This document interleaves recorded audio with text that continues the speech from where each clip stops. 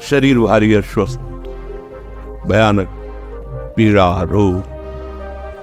अरे अब कैसे आपको बताए? गंगा किनारे की भोली बुद्धि, हमें पता नहीं क्या, बहुत दर्द हो रहा है, बहुत परेशानी। रोटी मांगने गए ब्रजवासी में, कहा बात बाबा उदास काहे को है? भैया पता नहीं पेट में क्या, कोई कहता कीड़ा है, कोई। अरे आप क्या सुनो, 250 रुपए का अल्ट्रासाउंड होता था, उसके लिए व्यवस्था नहीं थी। कई बार डॉक्टर को जो वो कहते थे आप करवाओ अल्ट्रासाउंड तो पता चले कहाँ क्या है। किसी के पास कोई संत ले गए कि संत को अल्ट्रासाउंड कराना है, तो ऐसे बात कर रहे थे जैसे किसी मुजरिम से बात किया। आप कागज दिखाइए।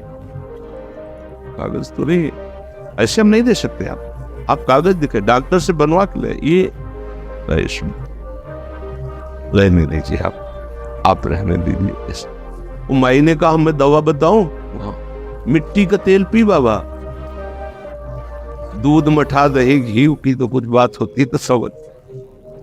एक बोतल मिट्टी का तेल भर के दिया और कहा खाली पेट पी, सब ठीक हो जाएगा। मिट्टी का तेल, किडनी खराब, पता तो था लैला, और भीषण कष्ट।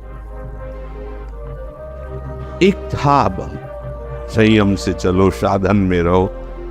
किसका? इसी माइक शरीर का, इसी अंतःकरण का, इसी स्वभाव का। ये बंधन है, मुझे पता नहीं चल पाया। बड़ी सूक्ष्म विषय, अगर उपासक हो तो हमारी बात समझोगे।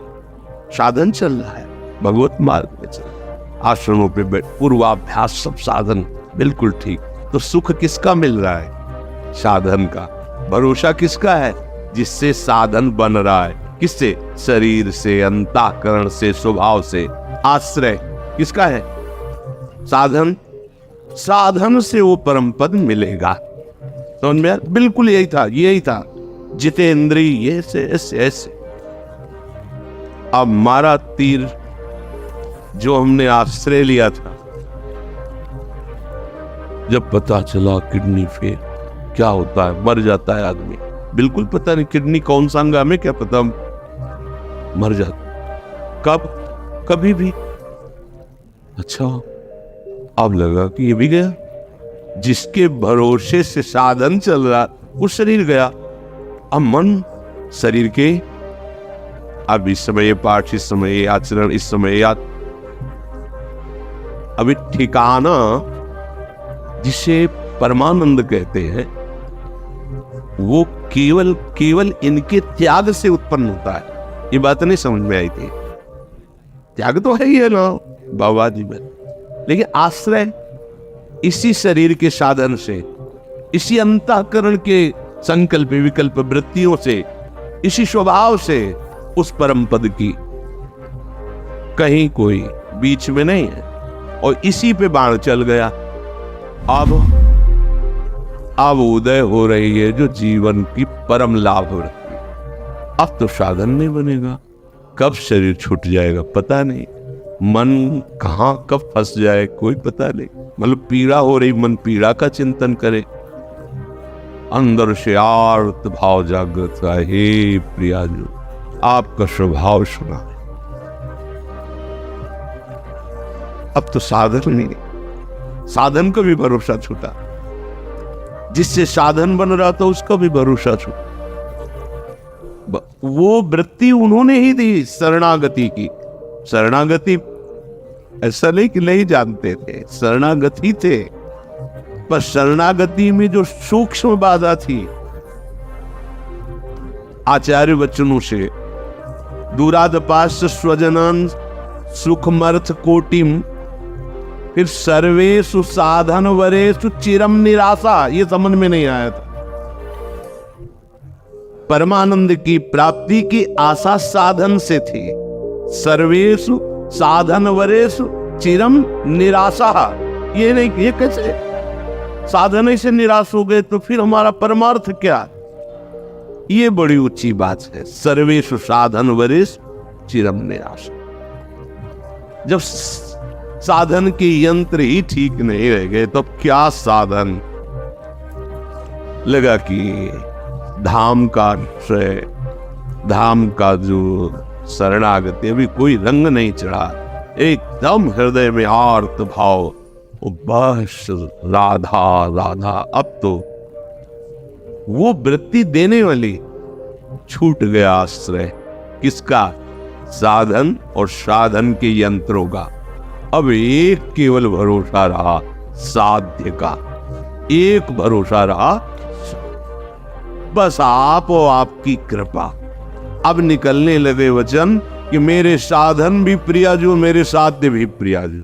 ये अब कभी नहीं सोच पाते, कभी नहीं समझ पाते, कभी नहीं हो पाता, ये कभी नहीं हो पाता। ये उन्हीं के विधान से हुआ, क्योंकि स्वभाव अपना, साधन अपना। तो ये जो आचार्य चरण बोले सर्वेषु साधन वरिष्ठिरम निराशा, ये बात कभी नहीं है।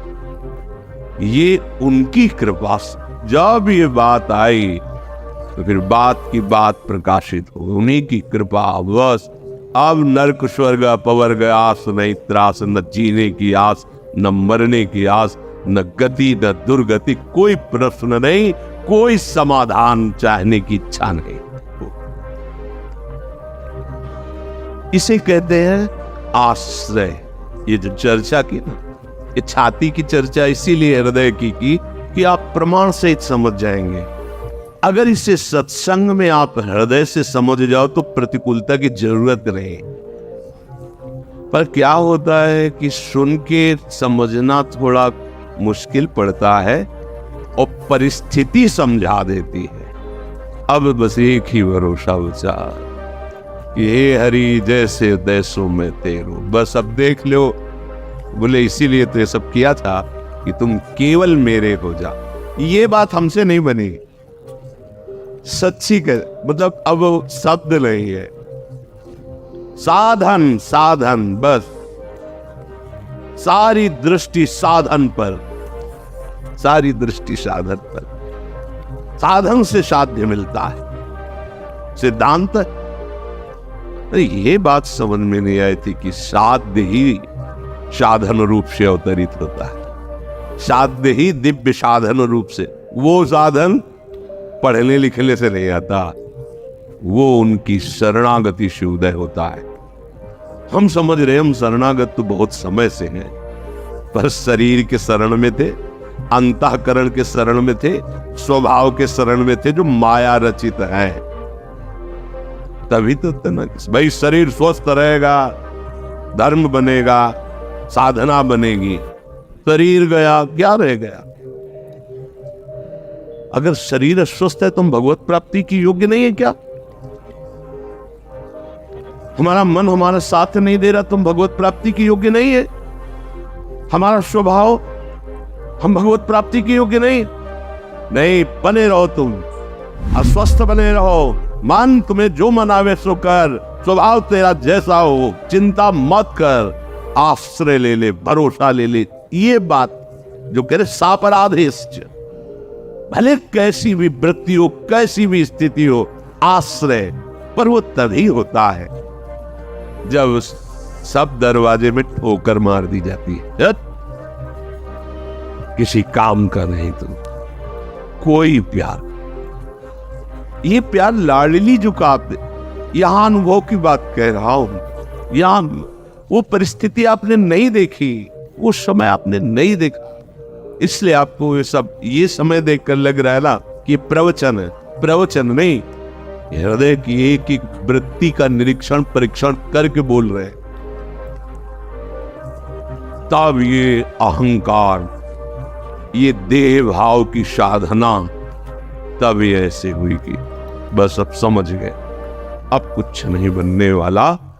वहीं से बनना प्रारंभ हुआ। एक उदासी छाई रहती, ऐसे हम प्रसन्न नहीं रहते थे, ऐसा ना समझो।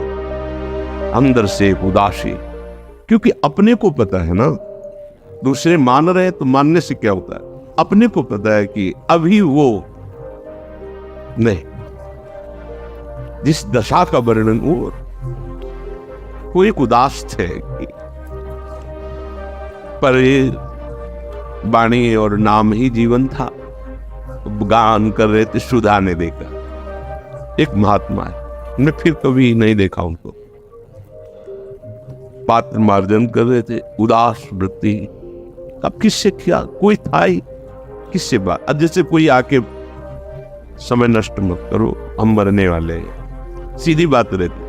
आप जानते हैं हमारी किडनी खराब है, मरने वाले, हमसे बात मत करो। ऐसे बिल्कुल सीधे उदासीनता एकदम छा गई थी दिमाग। उनका महात्मा ऐसे विनोद में वैसे दृष्टि गई, श्वेत वस्त्र, गोरा वर्ण, पतला शरीर और 65-70 के बीच की अवस्था। तो मैं से अरे बोले देखो ना हमारी तरफ, जी उदास क्यों हो, वो मरने वाले, हमारी किडनी खराब है। नहीं नहीं, हमारी बात सुनो, 80 वर्ष तक नहीं मरोगे। उन्होंने कहा आज ये मतलब हो सकता है 15-16 वर्ष, क्योंकि कुछ ही समय हुआ था रिपोर्ट निकली हुई बस। नहीं, डॉक्टर ने कहा है कि हमारी बात समझो और देखो, उदास मत करो। उदास नहीं, तुम जो गायन कर रहे हो ना, इसका चिंतन करो, उदासी खत्म हो जाएगी। गायन तो तुम कर रहे हो, चिंतन कर रहे हो किडनी का रोग का, इसीलिए तुम उदासी नहीं। बस इतना कह के चले गए। वो दिमाग में जैसे कोई भूतावेश हो जाए ना, ऐसे छा गया। तुम चिंतन किसका कर रहे हो और गा किसको रहे हो? अरे चिंतन और गाने में तो बड़ा अंतर है। गा तो रहे स्वामिनी जी को, चिंतन कर रहे हो शरीर और रोग का। हमारी बस नहीं थी कि हम छोड़ दे। प्रभु ही गुरुदेव रूप में, संत रूप में आकर निहाल कर